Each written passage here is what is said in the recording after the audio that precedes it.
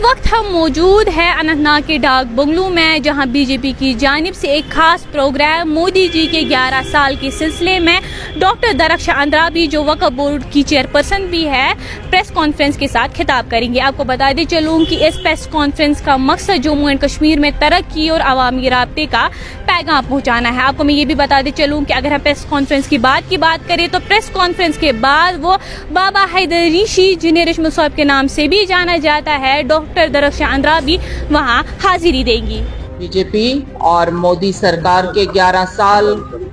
पूरे हो गए हैं और विकसित भारत का अमृत काल, जो इन 11 सालों को जो सेवा, सुशासन, गरीब कल्याण के ये 11 साल जो वाकई में बेमिसाल रहे, इसमें जो हमारे प्रधानमंत्री मोदी जी का ये कार्यकाल सुनहरी लफ्जों से लिखा जाएगा। ये हिस्ट्री ऐसी एरा की हिस्ट्री होगी जो वाकई में कहते हैं कि गोल्डन एरा ऑफ इंडिया,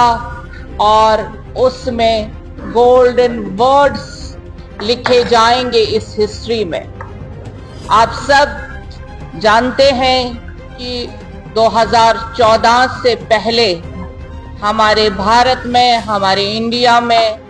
जो कार्य चल रहा था, उसमें जिस तरह से सरकार के नाकामी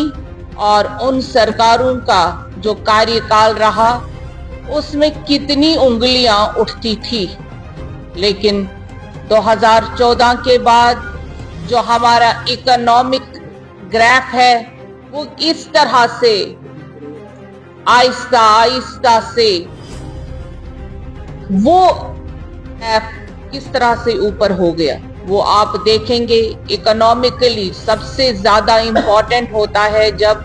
आपका देश विकसित कहलाता है, आपका देश इकोनॉमिक पावर कहलाता है, और आपका देश गरीबी से निकलकर पूरे विश्व में एक अकेला ऐसा देश है जिसने जीरो से शुरू करके अपना ग्राफ ऊपर कर दिया। बताते चलूं कि डॉक्टर दरख्शां अंद्राबी जंगलात मंडी ईदगाह का दौरा भी करेंगी और वहां पर वक्फ प्रॉपर्टीज का जायजा भी लेंगी, ताकि उनके बेहतर इस्तेमाल के लिए जरूरी कदम जो है वो उठाए जा सके। आपको मैं बताते चलूं कि ये दौरा बीजेपी की जानिब से साउथ कश्मीर में एक अहम कदम के तौर पर देखा जा रहा है। और अगर हम वक्फ बोर्ड की बात करें तो बताया जा रहा है कि वक्फ बोर्ड की जानिब से मजहबी हिफाजत के तौर पर ये एक पैगाम के तौर पर देखा जा रहा है। मैं मौरफ शबीर, मॉर्निंग कश्मीर के लिए अनंतनाग।